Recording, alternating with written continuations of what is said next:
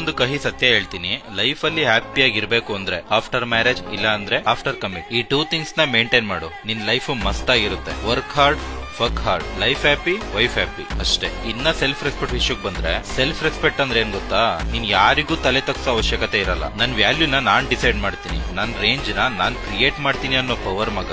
ಯಾವಳೋ ನಿನ್ ಜೊತೆ ಮಾತಾಡ್ತಿಲ್ಲ ಅಂತ ನಿನ್ ವ್ಯಾಲ್ಯೂ ಕಮ್ಮಿ ಆಗುತ್ತಾ? ಯಾವನೋ ನಿನ್ ಮೋಸ ಮಾಡ್ದ, ನೀನ್ ಕೇರ್ ಮಾಡ್ತಿಲ್ಲ ಅಂತ ನಿನ್ ವ್ಯಾಲ್ಯೂ ಕಮ್ಮಿ ಆಗುತ್ತಾ? ನಿನ್ ರೇಂಜ್ ನ ನೀನು ಫಿಕ್ಸ್ ಮಾಡಿದ್ರೆ ಅವನಮ್ಮನ್ ಬಿಟ್ಟೋದಳು ಕೂಡ ಬಂದು ಬಗ್ಗಿ ಬಡಿ ಅಂತಾಳೆ. ಯೋಚನೆ ಮಾಡು ಚಿನ್ನ, ಇವಾಗ ಚಿಕ್ಕ ಪುಟ್ಟ ವಿಷಯಕ್ಕೆ ಲೌಡಲ್ಲೋ ಡಿಪ್ರೆಷನ್ ಅಂದ್ರೆ ಇನ್ನ ಲೈಫ್ ಅಲ್ಲಿ ಮಾಡೋದು ತುಂಬಾ ಇದೆ. ಈ ಅವಳು ಬಿಟ್ಟೋದ್ಲು, ಅವನು ಬಿಟ್ಟೋದ, ಲವ್ಡ ರಿಲೇಶನ್ಶಿಪ್ ಎಲ್ಲ ಪಕ್ಕಕ್ಕಿಟ್ಟು ನೀನ್ ಮಾಡೋ ಕೆಲ್ಸದ ಮೇಲೆ ನಿನ್ ಮೇಲೆ ನೀನ್ ನಂಬಿಕೆ ಇಡು. ಹಾರ್ಡ್ ವರ್ಕ್ ನ ಸ್ಟಾರ್ಟ್ ಮಾಡು, ಅವನಮ್ಮನ್ ಸಕ್ಸಸ್ ಏನಕ್ಕಾಗಲ್ಲ ನೋಡೋಣ. ಡಾರ್ಲಿಂಗ್, ಹಣ ಇಲ್ದೇ ಇರೋ ಗುಣ ಸತ್ತಿದ ಹೆಣದ ಸಮಾನ.